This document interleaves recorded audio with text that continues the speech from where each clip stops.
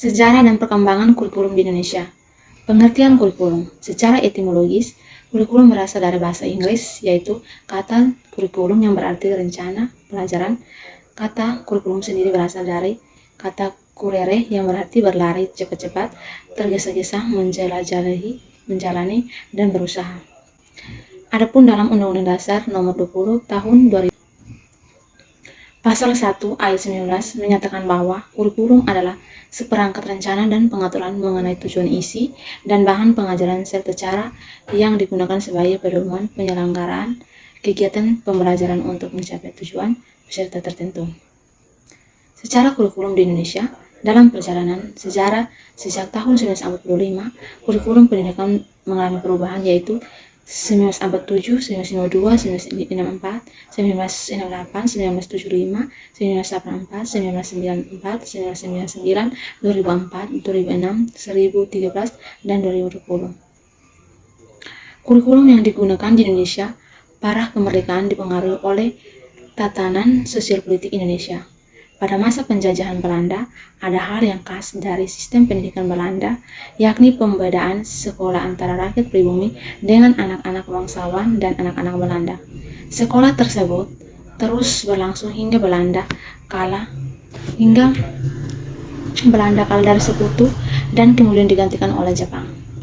Pada zaman perubahan, yang terjadi adalah tidak adanya pembedaan jenis sekolah, mulai berlakunya jenjang kelas yang berlaku secara umum, berlakunya lama waktu sekolah pada setiap jenjang pendidikan secara menyeluruh, dan dominasi aktivitas pertahanannya negara. Yang pertama adalah kurikulum 1967 atau disebut Rencana Pelajaran 1967. Ini adalah kurikulum pertama sejak Indonesia merdeka. Perubahan arah pendidikan lebih bersifat politis dari orientasi pendidikan Belanda ke kepentingan nasional. Saat itu mulai ditetapkan asas pendidikan, ditetapkan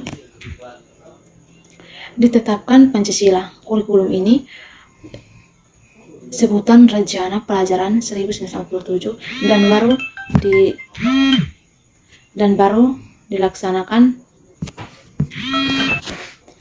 baru dilaksanakan pada 1950. Kurikulum ini lebih menekankan pada pembentukan karakter manusia Indonesia merdeka, berdaulat, dan sejajar dengan bangsa lain di muka bumi ini. Fokus rencana Perjana 1947 tidak menekankan pendidikan pikiran, melainkan hanya pendidikan watak, kesadaran bernegara dan bermasyarakat. Yang kedua adalah kurikulum 1952, Rencana Pelajaran Terurai 1952. Adanya kurikulum ini merupakan penyempurnaan kurikulum sebelumnya, merinci setiap mata pelajaran sehingga dinamakan Rencana Pelajaran Terurai 1952. Kurikulum ini sudah mengarah pada suatu sistem pendidikan seperti setiap pelajaran dihubungkan dengan kehidupan sehari-hari. Silabus mata pelajaran menunjukkan secara jelas seorang guru mengajar satu mata pelajaran. Lahirnya kurikulum SMP 1952 tidak terlepas dari sejarah kelahiran kurikulum 1947. Yang ketiga adalah kurikulum 1964 atau Rencana Pendidikan 1964, merupakan penyempurnaan dari kurikulum sebelumnya. Ciri-cirinya, pemerintah mempunyai keinginan agar rakyat mendapat pengetahuan akademik untuk pembekalan pada jenjang SD, sehingga pembelajaran dipusatkan pada program Pancawardhana, yaitu pengembangan modal kecerdasan emosional atau aristi keterampilan dan jasmani.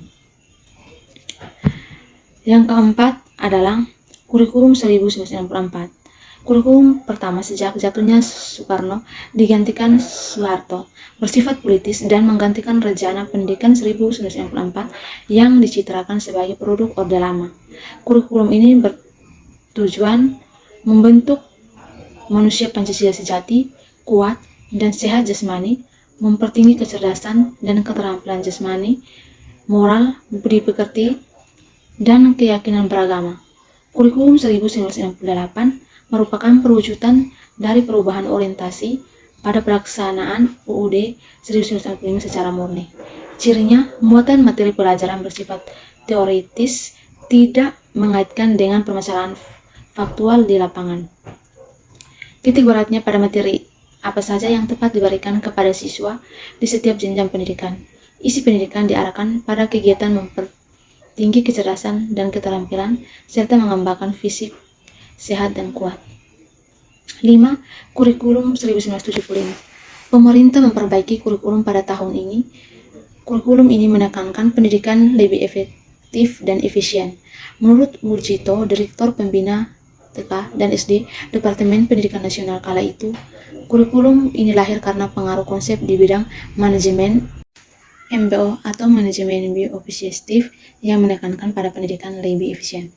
Metode, materi, dan tujuan pengajaran dirinci dalam prosedur pengembangan sistem instruksional atau PPSI, dikenal dengan istilah satuan pelajaran, yaitu rencana pelajaran setiap satuan bahasa. Kurikulum 1984. Kurikulum ini mengusung pendekatan proses keahlian. Meski mengutamakan pendekatan proses, tapi faktor tujuan tetap penting. Kurikulum ini juga sering disebut kurikulum 1975, disempurnakan, yang mengusung pendekatan proses keahlian. Posisi siswa ditempatkan sebagai subjek belajar dari mengamati sesuatu, pengelompokan, mendiskusikan, hingga melaporkan. Model ini disebut cara belajar siswa aktif atau CBSA. Yang berikut adalah 7. Kurikulum 1994 dan suplemen kurikulum 1999. Pada tahun 1994, pemerintah memperbarui kurikulum sebagai upaya memadukan kurikulum sebelumnya, terutama kurikulum 1975 dan 1984. Namun, perpaduan antara tujuan dan proses belum berhasil, sehingga banyak kritik berdatangan, disebabkan oleh beban belajar. Siswa dinilai terlalu berat, dari muatan nasional sampai muatan lokal, misalnya bahasa daerah, kesenian, keterampilan daerah, dan lain-lain. Yang berikut adalah 8. Kurikulum 2004 KBK atau kurikulum berbasis kompetensi. Pada 2004 diluncurkan kurikulum berbasis kompetensi sebagai pengganti kurikulum 1994. Suatu program pendidikan berbasis kompetensi harus mengandung 3 unsur pokok, yaitu pemilihan kompetensi sesuai spesifikasi, indikator-indikator evaluasi untuk menentukan keberhasilan pencapaian kompetensi, dan pengembangan pembelajaran. KBK mempunyai ciri-ciri sebagai berikut: menekankan pada ketercapaian kompetensi siswa baik secara individual maupun klasifikasi, terorientasi pada hasil belajar dan keberagaman. Kegiatan belajar menggunakan pendekatan dan metode bervariasi. Sumber belajar bukan hanya guru, tetapi juga sumber belajar lainnya yang memenuhi unsur edukatif. Yang ke-9 adalah kurikulum 2006, kurikulum tingkat satuan pendidikan atau KTSP. Kurikulum ini hampir mirip dengan kurikulum 2004. Perbedaan menonjol terletak pada kewenangan dalam penyusunannya, yaitu mengacu pada jiwa dari desentralisasi sistem pendidikan Indonesia. Pada kurikulum 2006, pemerintah pusat menetapkan standar kompetensi dan kompetensi dasar. Guru dituntut mampu mengembangkan sendiri silabus dan penilaian sesuai kondisi sekolah dan daerahnya. Hasil pengembangan dari semua mata pelajaran dihimpun menjadi sebuah perangkat dinamakan kurikulum tingkat satuan pendidikan atau KTSP. Yang berikut adalah ke-10, kurikulum 2013. Kurikulum ini adalah pengganti kurikulum KTSP. Kurikulum 2013 memiliki 3 aspek penilaian, yaitu aspek pengetahuan, aspek keterampilan, dan aspek sikap dan perilaku. Di dalam kurikulum 2013, terutama di dalam materi pembelajaran terdapat materi yang dirampingkan dan materi yang ditambahkan. Materi yang dirampingkan terlihat ada di materi bahasa Indonesia, IPS, PPKN, dan sebagai berikut. Sedangkan materi yang ditambahkan adalah materi matematika. Yang berikut adalah kebijakan Nadiem Makarim atau Merdeka Belajar. 1. USBN diganti ujian asesmen. Ujian dilakukan untuk menilai kompetensi siswa dalam bentuk tertulis ataupun penilaian yang lebih komprehensif seperti tugas kelompok dan penilaian karya tulis. 2. 2021 UN diganti. Pengganti UN menjadi asesmen kompetensi minimum dan survei karakter.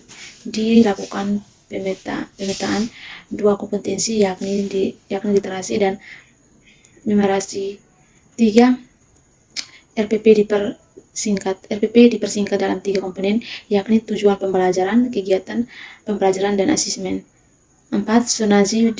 Zonasi PPDB lebih fleksibel. Komposisi PPDB jalur zonasi dapat menerima siswa minimal 50%, jalur afirmasi minimal 15%, dan jalur perpindahan maksimal 5%, sedangkan jalur prestasi atau sisanya sebesar 0-30% lainnya disesuaikan dengan kondisi daerah.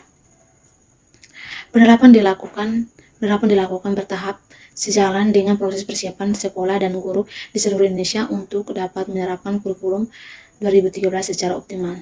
Kurikulum 2013 adalah pengembangan dari kurikulum tahun 2006 yang disusun mengacu pada tujuan pendidikan nasional dan berdasarkan evaluasi kurikulum sebelumnya dalam menjawab tantangan yang dihadapi bangsa di masa depan. Pengembangan kurikulum 2013 khususnya terletak pada 1. Keseimbangan pengetahuan, sikap keterampilan. 2. Pendekatan saintifik dalam pembelajaran. 3. Model pembelajaran atau penembungan berbasis proyek dan berbasis masalah. 4. Penilaian otentik. Inilah tugas dasar pembelajaran tentang sejarah perkembangan kurikulum di Indonesia. Sekian dan terima kasih.